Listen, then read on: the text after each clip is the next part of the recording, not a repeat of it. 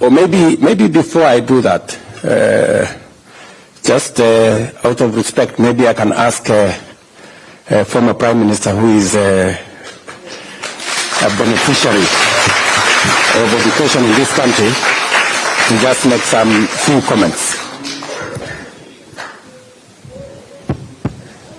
This is an ambush. I'll go to Morgan. Wie geht's euch? Good. Thank you very much. You know, I live in this country as a young person. I studied here. Therefore, I understand German culture and city very well. I know Witze, Deutsche Witze. So, but I'm coming here basically because you know that I'm running for the chairmanship of African Union. And that's why our trip here has coincided. But then I was also very happy to have the opportunity to see so many young people here living in Deutschland. And I know the kind of challenges that people face in living here. See, when I arrived here, I was a very young boy, and it was in winter. And when I arrived, I saw the trees. I thought all these trees are dry because there are no leaves. I just thought that all these trees are just dead. Until spring came. But that was one of the coldest winter. For the last 50 years, there has never been a winter like that one. And it lasted until May, so that institutions ran out of coal. Those were using coal at that time. They're not coming with the steam heating and now electric. So a number of institutions were closed because of that. And we would actually go and get coal, we packed and we take it in the oven, we light the oven so that we get the room to be a bit warm and happy. Then we made so many German friends the time I was living here. And then I went back. And then, but at that time, you know, Germany was divided, east and west. And but the good thing is that if you are Kenyan, you had no problem, because you did not need a visa to go to West Germany. You did not need a visa to go to Britain. But you needed a visa to transit.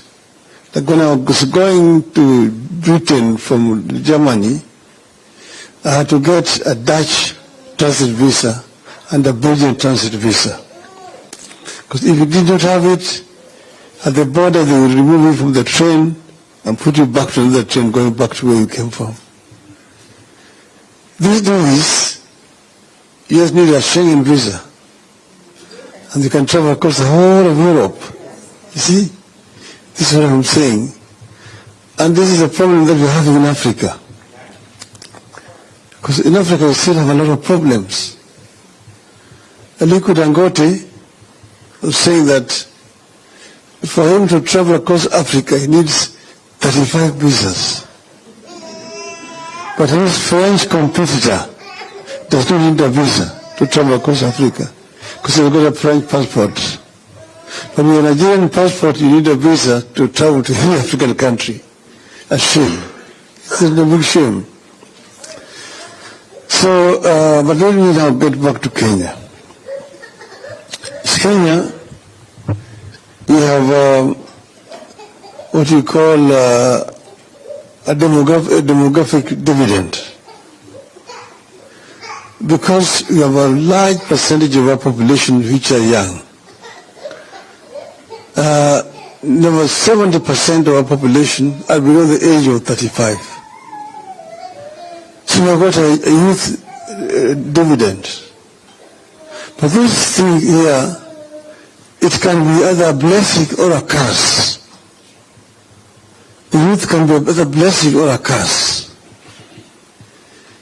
If you don't empower them through opportunities for education to acquire skills, they become basically failures. They become delinquents, drug addicts, criminals. So they're basically a burden on society.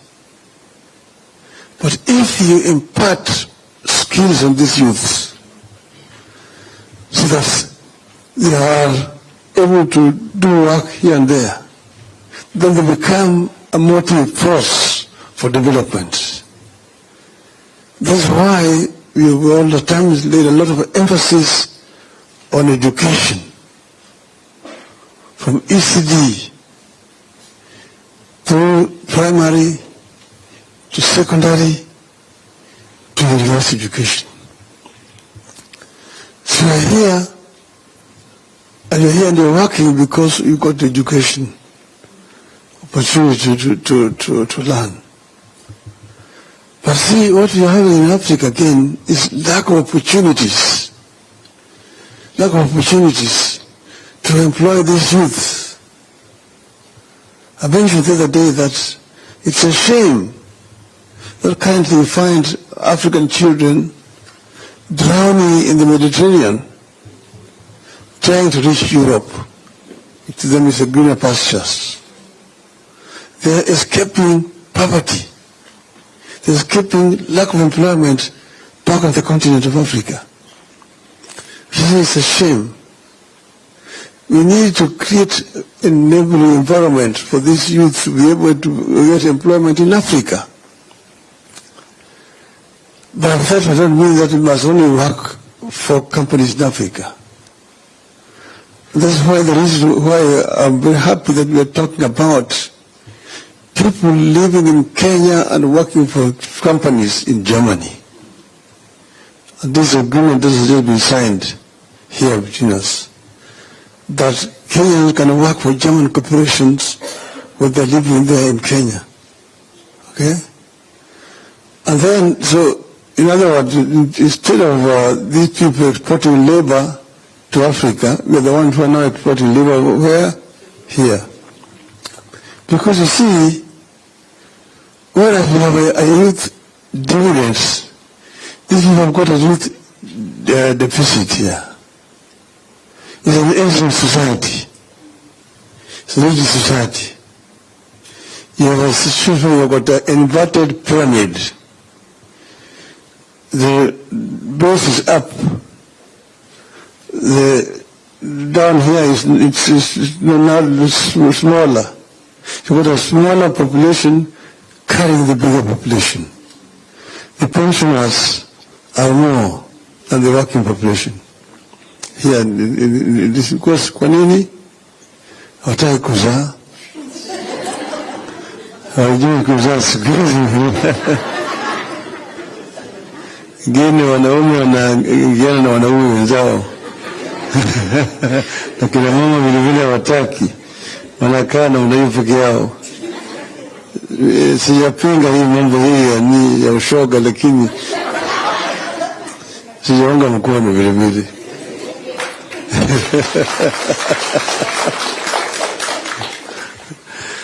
So now what I'm saying is that there are opportunities for our people. And that's why I'm so happy that the government has signed an agreement here with the government of Germany, so that our people who are living here can live and work here properly without exploitation. This is very, very important, because this is an agreement that is signed between this government and many other governments in Europe. In fact, EU has got regulations about mobility of labor and how this, those people migrating from one country to another country are to be treated. So this is what we want also to happen to our people, our Kenyan people, so that Kenyans who live out here feel protected and they cannot be exploited by anybody. So I'm going to the AJAABU if I'm like to be employed to go and work for Africa, to ensure that we can be able to create a enabling environment for Africa to grow. First, we want to promote inter-African trade, because Africans are spending too much time looking for markets for their goods, and they're being sometimes offered very unequal terms. But yet there's a market in Africa that they can use to market those goods. Second, we don't want Africa to remain just a supplier of raw materials for the industrial West. We want to have value addition taking place within Africa itself, so that we can create employment for our people in Africa. Africa is the richest continent in the planet Earth in terms of raw materials. All the industrial raw materials that are being used in these countries, most of them come from Africa. Africa was the origin of iron and steel manufacturing. The first mankind to use iron tools was in Africa. Africa made iron before the Europeans. When the Europeans were still in the Stone Age, Africans were already using iron at that time. So Africa can actually claim its position on the planet Earth.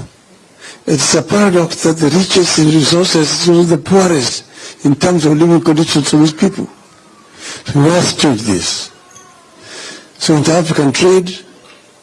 Then the other one is the issue of climate change. Climate change is a major challenge. You can see how the Africans living now between drought and floods. That's how we live now in Kenya. Mafuriko, pande nyingine ukame na njaa yote inakuja na hiyo yote. Lakini Africa itself is not the offender. The offense is coming from here. You guys are fortunate to have come here when now they're cleaning the environment a little. But I used to live here in Europe, in Germany. If you wash your clothes and hang it there in the window, it's a white cloth, tomorrow it will be brown. Because the air was all polluted with industrial waste. So these places are all burning, coal and diesel and so on and so forth. So the people who have actually polluted the environment are here. But Africa is a victim.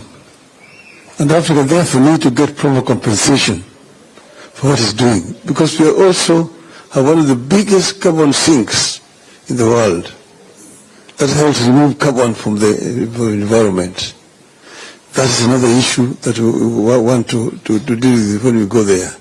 The issues of health, the issues of security, the issues of education, and so on and so forth. So this is why I say that let me take leave from Kenyan politics, ili nifanye siasa huko Afrika.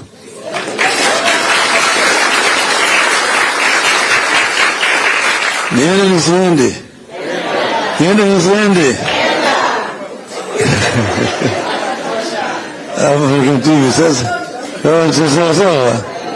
Okay. Now let me finish by, when I was down here, we used to as students, we used to meet.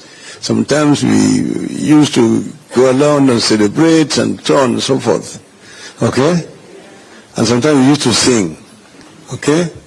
Shall I sing? Yes. The Germans, when they went to Hawaii, is very far. And they went there, they found that Hawaii was too hot. and too hot. You know, the Germans like their beer. You know, is that not true? Then when they went there, they found there was no beer in Hawaii. So they said, no, I will never go back to Hawaii. This is too hot. Okay? So it goes like this.